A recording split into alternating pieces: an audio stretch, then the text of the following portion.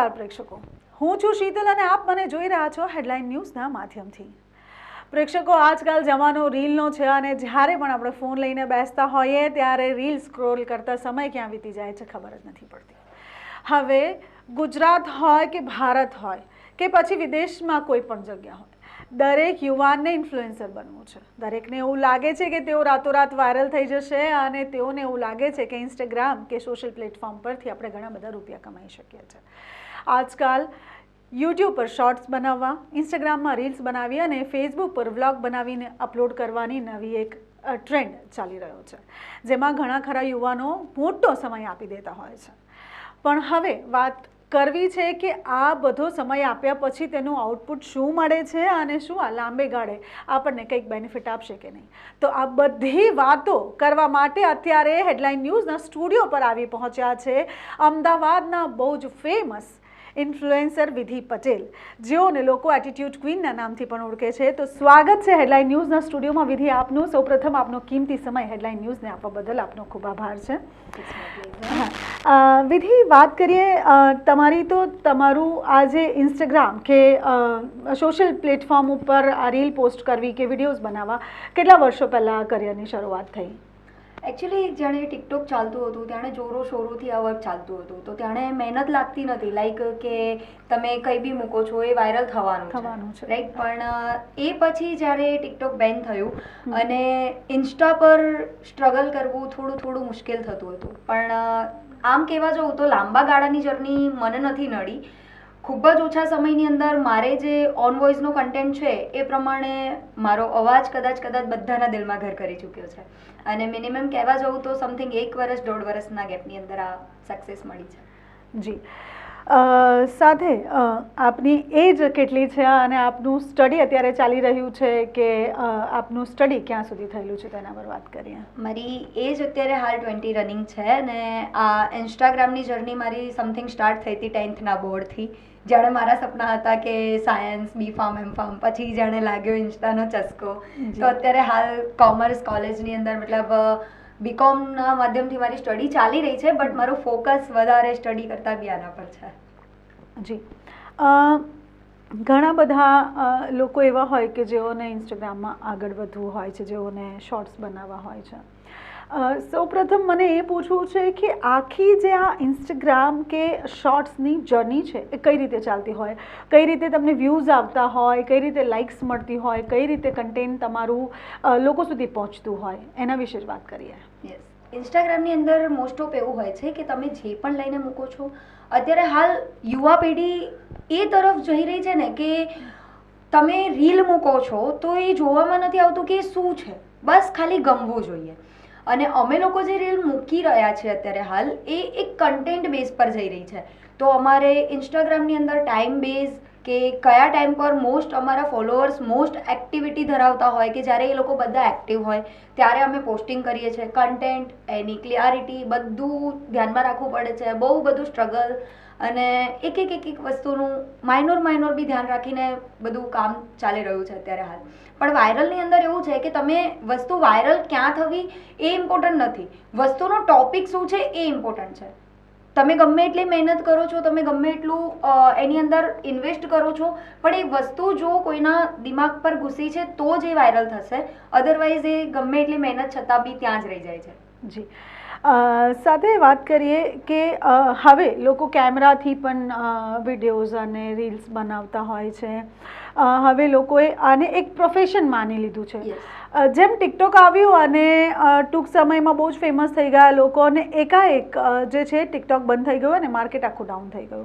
શું તમને એવું લાગે છે કે એવું ઇન્સ્ટાગ્રામ રીલ સાથે પણ થઈ શકે, એવું યુટ્યુબ સાથે પણ થઈ શકે?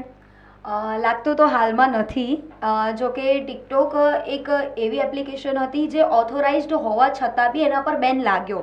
But Instagram that's a meta company. Meta company એક બિલીવ અને અચીવ કરવામાં સૌથી મોટો ફાળો ધરાવે છે. લાઈક વોટ્સઅપ પર બી મેટાનો ટેગ આવે છે, ઇન્સ્ટામાં બી મેટાનો ટેગ છે, ફેસબુક જે વર્ષોથી માનીતી કંપની છે, માનીતી એપ્લિકેશન છે, એમાં બી મેટાનો ટેગ આવે છે. લાગતા સુધી તો મેટા ક્યારેય બંધ થવાના ચાન્સ પર નથી, પણ જો ઇવન એ વસ્તુ બેન થઈ જાય છે તો યુટ્યુબ ક્યારેય નહીં થાય. એ વર્લ્ડ વાઇડ વેબ છે જે ક્યારેય બંધ થવાની નથી અને જો કંઈ બી બંધ થાય છે તો પ્લીઝ ડોન્ટ ડુ ધીસ. ક્યારેય બી એવું વિચારીને ના બેસતા કે આ એપ્લિકેશનના માધ્યમથી જ આખું ફ્યુચર ચાલશે.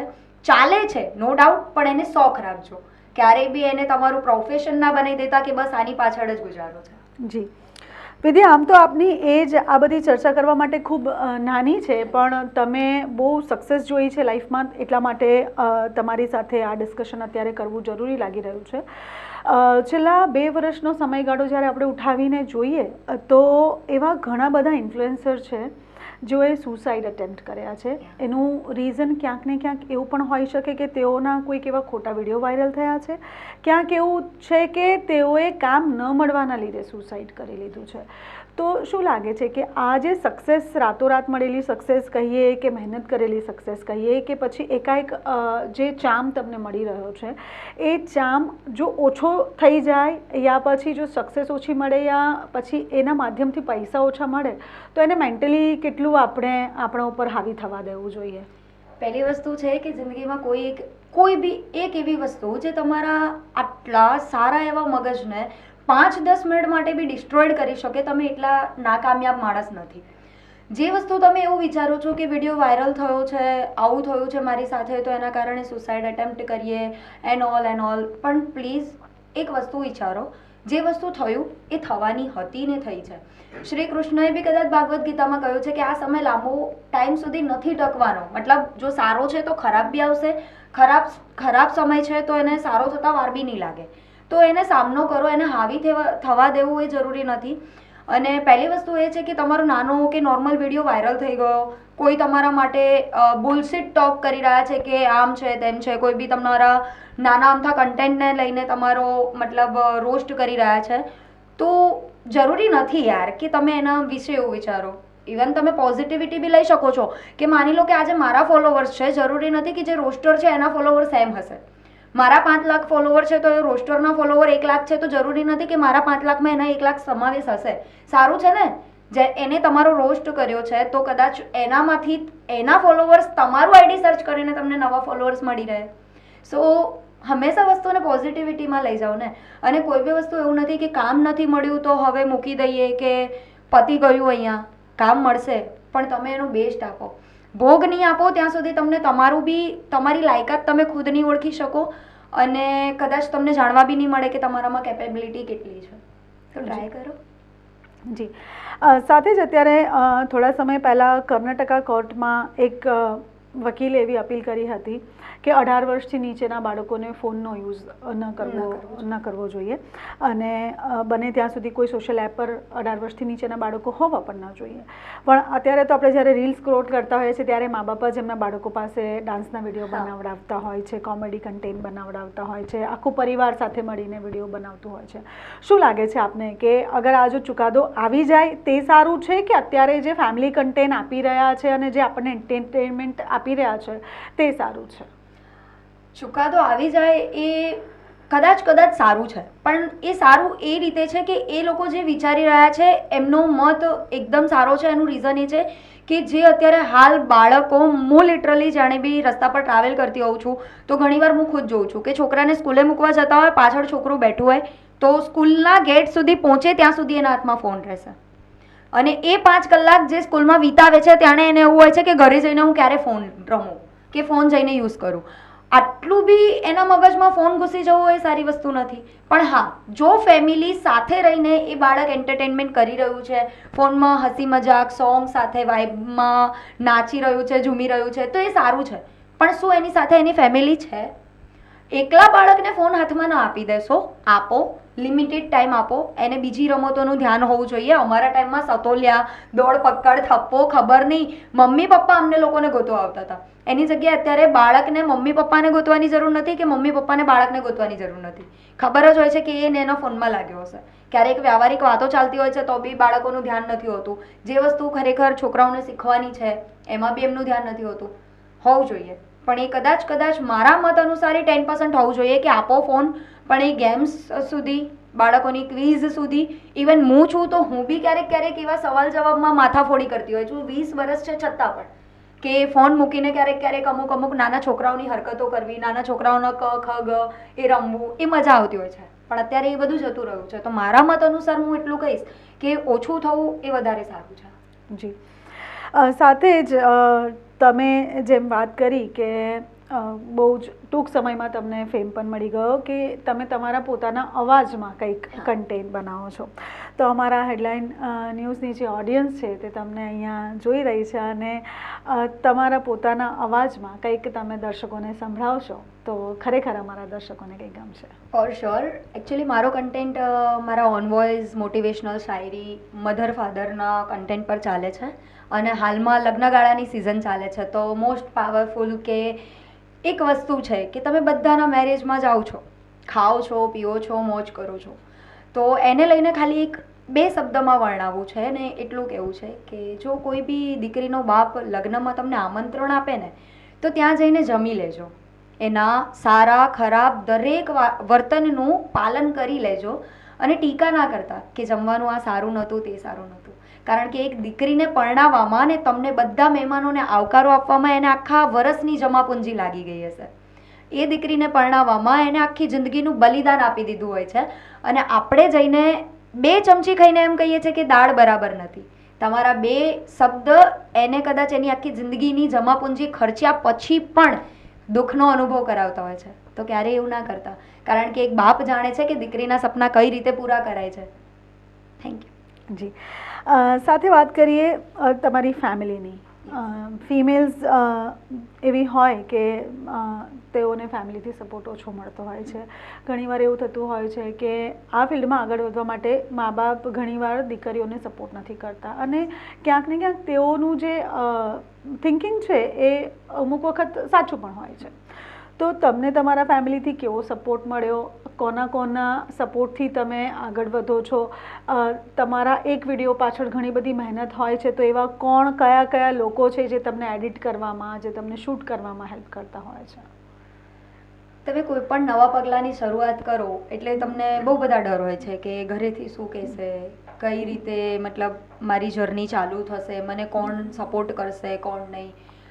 લોકોને અત્યારે ઇન્સ્ટામાં રીલ જોઈને એવું લાગે છે કે અમે બહુ ટોપ ક્લાસ ફેમિલીમાંથી બિલોંગ કરતા હોઈએ છીએ, અમારી પાસે ગાડીઓ, મકાન, કપડાં વપડા બધું હોય છે. ક્યારેક એવું નથી હોતું. અમુક ઇન્ફ્લુએન્સરને એવું હોય છે કે એને શરૂઆત બહુ ઓછામાંથી કરી હોય છે. મારા ફાધર ઓલરેડી 35 યર્સ, મારા જન્મના 35 યર્સ પહેલાંથી જ આ ફિલ્ડમાં રહી ચૂક્યા છે. મતલબ ગુજરાતી સોંગ્સ વગેરેમાં, ફોટોગ્રાફી, સિનેમેટોગ્રાફી એ બધામાં વર્ક કરતા હતા. અને જાણે મેં આની વસ્તુની અંદર એન્ટર કર્યું ત્યારે મને ઘરેથી આમ બહુ બધું સાંભળવા મળ્યું કે અમે ખુદ આ ફિલ્ડમાં હોઈએ છીએ, તને આ ફિલ્ડમાં બિલકુલ જવા નહીં મળે, સ્ટડી પર ધ્યાન આપો. પણ જ્યારે ખબર પડી કે હું કોઈ સોંગ પર યા તો મારા સંસ્કારોને, મારી મર્યાદાને ભૂલીને કોઈ કામ નથી કરી રહી, મારા બધા ટોપિક એક સંસારિક, વ્યવહારિક અને મોટિવેશનના અકોર્ડિંગ હોય છે, એ પછી મારા ફેમિલીમાં મને ક્યારેય કોઈ રોકટોક નથી થઈ. ફેમિલીમાં જો કે ક્યારેય કોઈ રોકટોક નથી, પણ એક ચિંતા હોય છે માવતરની કે તમે આ કરી રહ્યા છો તો એ શું તમારા માટે સારું છે કે ખરાબ. એના માટે ખાલી એમનો સવાલ હતો અને મારા જેટલા બી જવાબ હતા એમના પરથી એમનો સવાલ ક્યારેય ધિક્કારાય એવો હતો નહીં. સો મારા મધર ફાધરનો મને બહુ જ સપોર્ટ મળ્યો. રહી વાત જાણે શૂટ કરવાનું હતું ત્યારે મારું સ્ટડીનું 10th બોર્ડ અને ટ્યુશન ક્લાસ, સ્કૂલ, એક્ઝામ્સ અને હું પહેલા જ વિડીયોમાં મને એટલી સારી એવી અચીવમેન્ટ મળી. તો એના હિસાબથી મને જે ધગસ જાગી ગઈ, તો એના કારણે એક ડર હતો કે મારું 10th બગડશે. પણ મોસ્ટ પાવરફુલ પર્સન જે એઝ અ ફ્રેન્ડ સમજો, એઝ અ ફ્યુચર સમજો, એઝ અ પેરેન્ટ સમજો, એ વ્યક્તિએ મને બહુ જ સારો સપોર્ટ કર્યો. ત્યારથી લઈને મારી જર્ની સ્ટાર્ટ થઈ. મોસ્ટ ઓફ એના જ દબાવથી મારી જર્ની આની અંદર સ્ટાર્ટ થઈ. મને આ બધો શોખ નહોતો. પછી ધીમે ધીમે મારા એડિટર્સ, ફોટોગ્રાફર્સ બહુ સારું એવું સ્ટ્રગલ કર્યું છે. અમે લોકોએ કિલોમીટર્સ દૂર જઈને વિડીયો શૂટ કરતા, અમુક સાધન સામગ્રીની તોડફોડ કરીને બી, નુકસાન ખાઈને બી આની અંદર જર્ની ચાલુ થઈ. પણ ક્યારેય રોકટોક નથી આવી. પણ એક વસ્તુ હતી કે મમ્મી પપ્પાનો જે શરૂઆતમાં સવાલ હતો એનો જવાબ મારે ક્યારેય નીચી આંખ કરીને ના આપવો પડે. એના કારણે મેં મર્યાદા, મારા સંસ્કાર સાચવીને આ જર્નીમાં પગ સાચવી રાખ્યો છે. એના માટે મને ક્યારેય કોઈ વસ્તુમાં મુશ્કેલી નથી પડી. જી, હવે સૌથી મોટો પ્રશ્ન એક એ છે કે જેનો જવાબ અત્યારે ઓડિયન્સમાં દરેકને સાંભળવો જશે. બધાને એવું લાગે છે કે ઇન્સ્ટાગ્રામ પે કરે છે ઇન્ફ્લુએન્સરને પોસ્ટ કરવા માટે. પહેલો સવાલ. બીજો સવાલ, ઘણા બધા લોકો વિચારતા હોય છે કે જે લોકો વ્લોગ બનાવતા હોય છે, જે લોકો રીલ્સ બનાવતા હોય છે ને જે લોકો શોર્ટ્સ બનાવતા હોય છે તે લોકો મહિનાના લાખો લાખો રૂપિયા કમાય છે. એટલે જ હોડ લાગી ગઈ છે કે અત્યારે બહાર નીકળતામાં હર બીજા ઘરમાં એક ઇન્ફ્લુએન્સર દેખાય છે અને હર ત્રીજા ઘરમાં એક વ્લોગર દેખાય છે. શું તથ્ય છે કે કેટલા રૂપિયા મળે છે આ બધું કાર્ય કરવા પછી? શું ખરેખર ઇન્સ્ટાગ્રામ પૈસા આપે છે કે જે ઇન્ફ્લુએન્સર છે તેઓ કમાય છે કઈ રીતે? તેના પર ફોકસ કરીશું. બિલકુલ ખોટી માન્યતા લઈને તમે બેઠા છો. જો તમે એવું વિચારો છો કે ઇન્સ્ટાગ્રામ કોઈને પે કરે છે તો ભૂલી જજો. ઇન્સ્ટાગ્રામ એક એવી એપ્લિકેશન છે જે ક્યારેય કોઈને પે નથી કરતી. આજે તમે ઇન્સ્ટાગ્રામ ડાઉનલોડ કરો છો, આપણી કદાચ તમે બધાએ સાંભળ્યું હશે કે આપણી આ કદાચ છેલ્લી પેઢી છે આપણા માવતર જેને પોતાના ફેસબુકમાં ને ઇન્સ્ટામાં અકાઉન્ટ નથી, રાઈટ? હવે આજે મારું જે ફ્યુચર, મારી પેઢી આવશે એની મમ્મી ઓલરેડી વાયરલ છે, રાઈટ? એક સ્વાભાવિક સવાલ છે કે આજે બીજા ને ત્રીજા ઘરમાં, જેમ તમે કહ્યું કે બધે ઇન્સ્ટાગ્રામ કે ઇન્ફ્લુએન્સરનો અત્યારે ટ્રેન્ડ ચાલી રહ્યો છે તો તમે બધા યુઝ કરો છો, પણ એ એક યુઝ કરવા સુધીની જ માન્યતા છે. તમે એ બિલકુલ તમારા દિમાગથી કાઢી નાખજો કે ઇન્સ્ટા કોઈને પે કરે છે. ના, ઇન્સ્ટા કોઈને પે નથી કરતું. તમે જેમ જેમ ઇન્સ્ટાગ્રામ પર વાયરલ થાવ છો, તમારા જેમ જેમ ઇન્સ્ટાગ્રામ પર ફોલોવર્સ ગેઇન થાય છે, તમે એક નામના મેળવો છો, એ પછી ઇન્સ્ટાગ્રામમાં તમારું નામ, તમારી ફેમ, તમારા ફોલોવર્સ મેટર કરે છે. પછી મોસ્ટ પોપ્યુલર બ્રાન્ડ, એ બધી બ્રાન્ડ જેમ કે રમી સર્કલ્સ, પછી gaming app, batting app, trading app, આ બધી એપ્લિકેશનવાળા તમને કોન્ટેક્ટ કરે છે. કેમ કે તમારી પાસે ફેમ છે, ફોલોવર્સ છે. તમારા ફોલોવર્સ સુધી એમની એડવર્ટાઇઝિંગ પહોંચાડવા માટે તમને કોન્ટેક્ટ કરે છે, તમને હાયર કરે છે. અધર બ્રાન્ડ તમને પે આપે છે. અધરવાઇઝ તમે જો યુટ્યુબ પર છો, વ્લોગિંગ કરો છો, તો યુટ્યુબ તમારી મતલબ ફિઝિકલની અંદર તમને હેલ્પ કરી શકે છે કે મતલબ તમારી ફાઇનાન્શિયલ કોઈ બી આવક છે તો એની અંદર યુટ્યુબ કદાચ તમને મેન્ટલી, ફિઝિકલી બધી રીતે એક્ટિવ કરે છે. તમારું મગજ યુટ્યુબમાં તમે જેટલું દોડાવશો એટલું એક્ટિવ થશે. ફિઝિકલી તમે મહેનત એટલી કરશો એની પાછળ. અને રહી વાત ફાઇનાન્શિયલી, એ બધી જ રીતે તમને હેલ્પ કરે છે. બાકી ઇન્સ્ટાગ્રામ કોઈ દિવસ કોઈને પે કરવાનો દાવો નથી કરતું અને ના ક્યારેય ઇન ફ્યુચર એ કોઈને પે કરશે. જી, સાથે વાત કરીએ, ઘણી બધી વચ્ચે એપ્લિકેશન્સ આવી હતી, જે જોશ એપ્લિકેશન છે, પછી એવી ઘણી બધી એપ્લિકેશન્સ હતી જે ઇન્ફ્લુએન્સરને પૈસા આપતી હતી. સો એક એવો સમયગાળો વચ્ચે આવી ગયો, ઝિલમિલ, જોશ, એવી ઘણી બધી એપ્લિકેશન્સ હતી જેઓ હાયર કરે ઇન્ફ્લુએન્સર્સને ને પછી એ લોકોના પ્લેટફોર્મ પર રહેવા માટે ઘણા સારા એવા પૈસા આપે. વર્ષગાળો એવો હતો વચ્ચે જ્યારે બધા ઇન્ફ્લુએન્સરને એવું લાગતું હતું કે તેઓ લાખોમાં કમાય છે અને તેઓએ પોતાની સુવિધા માટેના ઘણા બધા સાધનો લઈ લીધા અને એકાએક જ એ બધી એપ્લિકેશનમાં પૈસા આવવાનું બંધ થઈ ગયું. તો એવું કેવું ડિસિઝન આપણે લેવું જોઈએ જેનાથી આપણને ફ્યુચરમાં તકલીફ ન થાય અને એવું શું આંખ બંધ કરીને કોઈ પણ એપ્લિકેશન પર ટ્રસ્ટ કરીને આપણે આપણી લાઈફસ્ટાઈલને ચલાવી શકાય? બિલકુલ નહીં. એ બધી એપ્લિકેશન હમણાં જે બધા સાથે કનેક્ટ થઈ, જેટલા બી વાયરલ ઇન્ફ્લુએન્સર્સ હતા એ લોકોની સાથે એ એપ્લિકેશન એક કોન્ટ્રાક્ટ બેઝ પર કનેક્ટ થઈ રહી હતી. લાઈક કે તમે લોકો અમારા એપ્લિકેશન સાથે જોડાઓ, એની અંદર તમે પોસ્ટિંગ કરો, ઓનબોર્ડિંગ થાય, કોન્ટ્રાક્ટ થાય 1 વર્ષનો, 12 મહિનાનો, 6 મહિનાનો. પછી એ કોન્ટ્રાક્ટની અંદર બહુ સારી લાઇન્સ લખેલી હોય કે અમારી આટલી ટર્મ્સ એન્ડ કન્ડિશન્સ છે જે તમારે ફોલો કરવા પડશે. તમે સાઇન કરો છો, તમે મોહમાં આવી ગયા કે ભાઈ ચલો પેમેન્ટ મળે છે, પર મંથ તમને 30,000, 50,000, 1 લાખ રૂપિયા, એવી રીતે તમને એ લોકો હાયર કરે છે. એની સાથે તમે કોઈ બીજી બ્રાન્ડનું પ્રમોશન નથી કરી શકતા, કોઈ બીજી બ્રાન્ડ સાથે ના જોડાઈ શકો. આવા તમને કરારબદ્ધ એ લોકો બાંધી દે છે. પછી એકાએક એ લોકો જ્યારે બી એમને જેટલા ફોલોવર્સ જોઈએ છે, જેટલા યુઝર્સ જોઈએ છે, તમે પ્રમોટ કરી રહ્યા છો કે લાઈક હું મોજ પર છું, હું જોશ પર છું, ટીકી પર છું, તો તમે તમારા ઇન્સ્ટાગ્રામમાં બધાને બતાવ્યું, બધાને કીધું કે ત્યાં જઈને મને ફોલો કરો. એ લોકોને જેટલા યુઝર્સ જોઈતા હતા એ લોકો ડાઉનલોડ કરી લે છે. દેન આફ્ટર એ લોકો તમને લોકોને કરારમાંથી મુક્ત કરી દે છે. તમે વિચાર્યું કે મારે આ પરમનન્ટ ઇન્કમ થઈ ગઈ છે, મેં બહુ બધા સાધન સામગ્રી વસાઈ લીધા છે, તમે રખડી પડશો. ક્યારે એવું ના વિચારો કે કોઈ બી આવ્યું છે, હા એ ઇન્વેસ્ટર આવ્યો છે તમારા પર ઇન્વેસ્ટ કરવા. જ્યાં સુધી તમારા પાસે ફોલોવર્સ છે, તમે ઇન્સ્ટાની પોપ્યુલર રીચમાં છો ત્યાં સુધી એ તમને અપનાવી રાખશે. દેન આફ્ટર એ લોકો વર્ક તમારી સાથે ગમે ત્યારે બંધ કરી દેશે. તો કંઈ પણ કામ કરો તો વિચારીને કરો. ને એવું નથી કે એપ્લિકેશન્સ ફ્રોડ છે, એવું નથી, બિલકુલ નથી. હું કોઈ બી એપ્લિકેશનને ફ્રોડ ક્યારેય નહીં કહું. એ એપ્લિકેશન એમના જે ટર્મ્સ કન્ડિશન છે, એમનો જે દાયરો છે એ પ્રમાણે જ વર્ક કરે છે.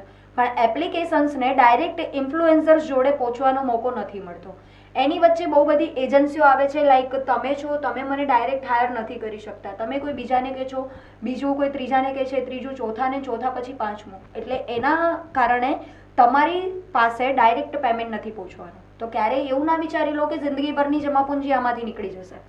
સાઈડ બિઝનેસ હંમેશા વિચારીને રાખો. સ્ટડી ક્યારેય છોડવાની જ નથી, ક્યારેય નહીં. અને આ બધી વસ્તુ છે એ જસ્ટ એન્ટરટેનમેન્ટ છે. એ તમારું ક્યારેય પ્રોફેશન યા તો તમારું ફ્યુચર નહીં બની શકે. જી, એક છેલ્લો પ્રશ્ન, ફ્યુચર પ્લાન્સ શું છે આપના? જી, ફ્યુચર પ્લાન્સમાં શરૂઆતમાં એમ લાગતું હતું કે સારી એવી સ્ટડી કરવી છે. લક્ઝુરિયસ લાઈફ કોનું સપનું ના હોય કે બસ સારું એવું સંસાર હોય, લક્ઝુરિયસ લાઈફ હોય કે જેમ તમે જે ડિઝાયર કરો છો, તમે ખુદ જે અચીવ કરવા માંગો છો એ કરી લો, ત્યાં સપના પૂરા થઈ જાય. પણ ના, મારું ક્યારેય એવું સપનું નથી રહ્યું કે લક્ઝુરિયસ લાઈફ હોય, ગાડી બંગલા, હા ના, નહીં. મારે એટલો વિચાર છે કે ઇન્સ્ટાગ્રામ મારો શોખ છે. અધરવાઇઝ મારો જે પ્લાનિંગ છે એ મારી સ્ટડી છે. અત્યારે હાલ હું કોમર્સ ફિલ્ડમાં સ્ટડી કરી રહી છું. દેન આફ્ટર ઇન ફ્યુચર અત્યારે હાલ 20 રનિંગ છે. 25 પહોંચતા સુધામાં મારે ગવર્મેન્ટ જોબ લેવી છે. કે ગવર્મેન્ટ જોબ એના માટે કે હું મારું કંઈક મારામાં છે એ મારે સાબિત કરવું છે. મારું ટેલેન્ટ મારે ત્યાં સાબિત કરવું છે. દુનિયાને જાણવી છે, દુનિયાને એક્સપ્લોર કરવી છે. એકલા રહેવાનો વિચાર ઘણીવાર આવે કે એકલા રહીને આખી દુનિયા જોઈ લેવી છે, પણ ફેમિલીને તમે ના છોડી શકો. તો ફેમિલીને લઈને મારું એવું સપનું છે કે નાની અમથી ફેમિલી, જોઈન્ટ ફેમિલી હોવી જોઈએ. ક્યારે અલગ થવાના એવા વિચાર નહીં આવવાના. કેમ કે એક કહેવત છે કે ભાઈઓ ભેગા રહેશો ને તો દુનિયામાં ગમે તે ખૂણે તમે જીતી શકશો. સૌથી પહેલો સગો તે તમારો ભાઈ છે. કહેવાનું છે કે તમારા ભાઈબંધો તમારી પાસે આવશે પણ ભાઈઓથી વધારે દુઃખ કોઈને નથી થતું. એટલે ફેમિલીને ક્યારેય છોડવી નથી. બહુ બધી અચીવમેન્ટ કરવી છે, જોબ લેવી છે સારી એવી, સ્ટડી કરવી છે. અને ઇન ફ્યુચર અત્યારે હાલ જે ટ્રેન્ડ ચાલે છે એ પ્રમાણે કદાચ આપણે બધાએ છોડી દીધું છે કે ફ્યુચરમાં આપણી પેઢીને જે કરવું હશે એ કરશે. એનો બાપ કમાય છે તો છોકરો જાતે કમાશે. બધું કમાઈને આપશું તો એને ખબર કઈ રીતે પડશે? પણ ના, એને ખબર પડે એના માટે મારે કમાવું બી છે. અને એને ખબર પડે ત્યાં સુધી એટલું કેપેબલ બનવું છે કે એ પેઢીને હું સારા એવા દાયરામાં લઈ જઈ શકું, નહીં કે આ બધામાં. નાની ઉંમરમાં ઘણી મોટી વાતો આપ કરી લો છો અને દર્શકોને ખરેખર જોઈને ખૂબ આનંદ થયો હશે. ફિમેલ ઓડિયન્સ છે તેઓ માટે કંઈક બે લાઈન, સ્પેશિયલી જે યંગ છોકરીઓ છે તે માટે કંઈક શાયરીના અંદાજમાં કંઈક બે લાઈન બોલીને આપણે વિદાય લઈશું. જેટલી બી છોકરીઓ છે બધામાં કહેવાતું આવ્યું છે કે લેડીઝ ફર્સ્ટ. ક્યાંક ઓપોર્ચ્યુનિટી તમને ના મળે તો ઈગો હર્ટ થઈ જાય છે. ક્યારેક મૂડ સ્વિંગ્સ, મૂડ ડાયવર્ટ. ક્યારેય એક છોકરીને કોઈ છોકરો સમજી શકતો નથી. તમારા આ નખરા સહન કરવાવાળું જે હોય ને, તમે ફૂલ જેવી છો. કોઈ બી આજે આવી ગયું, તમે ટ્રસ્ટ કરી લીધું, ડોન્ટ ડુ ધીસ. હંમેશા જીદ ત્યાં કરજો જ્યાં જીદ તમારી પૂરી થાય. અને કદાચ તમારા પપ્પા પછી જીદ પૂરી કરનાર વ્યક્તિ કોણ છે એના પર બહુ જ ધ્યાન રાખીને વિશ્વાસ કરજો. કારણ કે દુનિયામાં બાપ જ એક દીકરી માટે એવો વ્યક્તિ છે જે એની હર પલ જીદો પૂરી કરે છે. અને તમે તમારા પપ્પાના આંગણાની પરી છો તો ક્યાંય જઈને નોકરાણી બનવાની કોઈ જરૂર નથી, કોઈ ગુલામી કરવાની કંઈ જ જરૂર નથી. Beyond the sky. તો આ તો થઈ અમારી જે ફિમેલ ઓડિયન્સ છે તેઓ માટે. પણ હવે સાથે સાથે આપણે મેલ ઓડિયન્સને કેમ ભૂલી જવાય, કારણ કે ઘણો મોટો એવો ભાગ છે જે મેલ ઓડિયન્સ તમને ફોલો કરતી હોય છે. તો છોકરાઓ માટે શું કહેવા માંગશો? મર્દ તમે જે આ શબ્દ બોલો છો ને એની સાથે ઉભરાઈને છાતી ફૂલાઈને જે શબ્દ નીકળતો હોય, એક જુનૂનિયત નીકળતી હોય ને, એવો શબ્દ છે. સ્ત્રીઓને મારે કહેવાતા બે શબ્દ, પણ મર્દ માટે હું જેટલું કહીશ ને એટલું ઓછું છે. કારણ કે ઘરે ઘરે એક બાપ તરીકે, એક ભાઈ તરીકે, એક કાકા, મામા, કોઈ બી તરીકે તમે એક સંબંધ જોઈ લો જે કોમન છે, મર્દ. બહુ જગ્યાએ બહુ બધા સ્ટ્રગલ કર્યા છતાં પણ એમને નિરાશા મળે છે. હંમેશા આપણે એવું વિચારીએ છીએ કે તે મારા માટે આ કેમ ના કર્યું, તે મારા માટે તે કેમ ના કર્યું. ક્યારે મર્દ માટે તમે કંઈ કર્યું નહીં. સૌથી મોટો સવાલ છે કે તમે લેડીઝો, મતલબ કે આજે હું પણ આવી ગઈ, આપણે બધા કોમન વસ્તુ છે કે આપણે મર્દને લઈને બહુ બધું વિચારીએ છીએ કે એક જેન્ટ્સને લઈને આપણે બહુ બધી આશાઓ જોડી લઈએ છીએ કે આજે મારો બર્થડે છે તો એ મારા માટે આટલું સેલિબ્રેટ કરે, કંઈક સ્પેશિયલ કરે, આમ કરે તેમ કરે. ક્યારે તમે એને જાણ્યું? નોકરીથી થાકીને આવે તો તમે તમારા સપના સંજોઈને રાખો છો કે મારે આજે તમે જલ્દી કેમ ના આવ્યા, મારે મોલમાં જવાનું હતું, પણ તે વિચાર્યું કે એ થાકીને આવ્યો હશે. એક મર્દની સૌથી મોટી કમજોરી એ છે કે એની પાસે રહેલી એક લેડીઝ. તમે જ્યાં જ્યાં હશો યા તો તમારું જ્યાં જ્યાં નામ જોડાયેલું હશે ને ત્યાં એ હારી જશે. તો તમે એની તાકાત બની શકો એવું કંઈક કરજો, કારણ કે બધાને કહેવામાં આવ્યું છે કે મર્દ ક્યારેય રડી નથી શકતો, ખોટું છે. જો એને રોડાવાવાળી અને ખંભો આપવાવાળી, એના આંસુ લૂછવાવાળી સારી એવી લેડીઝ મળી જાય ને તો એ બહુ સારી રીતે રડી શકે છે. ક્યારેક એને પૂછવાની તો કોશિશ કરજો કે આજે તમારો દિવસ કેવો રહ્યો. આ એને બહુ મસ્ત બધી જ વાતો કરશે. તમે કહો છો કે મર્દ ક્યારેય ઝાલ્યો નથી રહેતો, એને બીજે જવા જોઈએ જ છે, તમે પકડીને તો રાખો, એ તમારી જોડે જ રહેશે. અને સૌથી દુનિયાનું જો અદ્ભુત ક્રિએશન હોય ને તો એક લેડીઝ નથી, એક મર્દ છે. છાણે છૂટકે ક્યાંક ખાણે ખૂચકે એ કેટલું રડતો હશે, કેટલું વિચારતો હશે, એને બધી જ પડી હોય છે. કદાચ એ સિગરેટ પીતો હોય છે તો તમે એમ કહો છો કે સિગરેટ પીને તું બધું બરબાદ કરે છે, તને કંઈ તારા ફ્યુચરની પડી છે? એને બધી પડી હોય છે, પણ એ નથી કહી શકતું, નથી બોલતો, નથી જતાવતો. તો એનો મતલબ એવો નથી કે તમને એના લાયક નથી સમજતો કે એવું કંઈ છે, પણ ના, એને સમજવાની કોશિશ કરજો. એ કદાચ કશું નથી કહેતો તો એને ચૂપ રહેવા દો, પણ એને સમજો. દુનિયાનું સૌથી અદ્ભુત ક્રિએશન મર્દ છે. તો જોયું પ્રેક્ષકો, આ હતા નાની ઉંમરમાં ખૂબ મોટી વાતો કરનારા વિધિ પટેલ, એટલે કે ઇન્સ્ટાગ્રામની ફેમસ એટીટ્યુડ ક્વીન. તો આજે વિધિ સાથે વાત કરીને આપણને ખૂબ મજા આવી. હવે આગળ કયા ઇન્ફ્લુએન્સર સાથે આપણે વાત કરવી છે તે જોવાનું રહ્યું. આજનો એપિસોડ તમને કેવો લાગ્યો તે કમેન્ટ કરીને જરૂરથી જણાવશો, અને સાથે જ કયા પ્રકારના એપિસોડ તમારા માટે અમે બનાવીએ અને શું આગળ લઈને આવીએ તે તમારે હવે જણાવવાનું છે. તો હવે આગળ વધીશું નવા સમાચારો સાથે. ત્યાં સુધી મને અને વિધિને રજા આપશો. નમસ્કાર.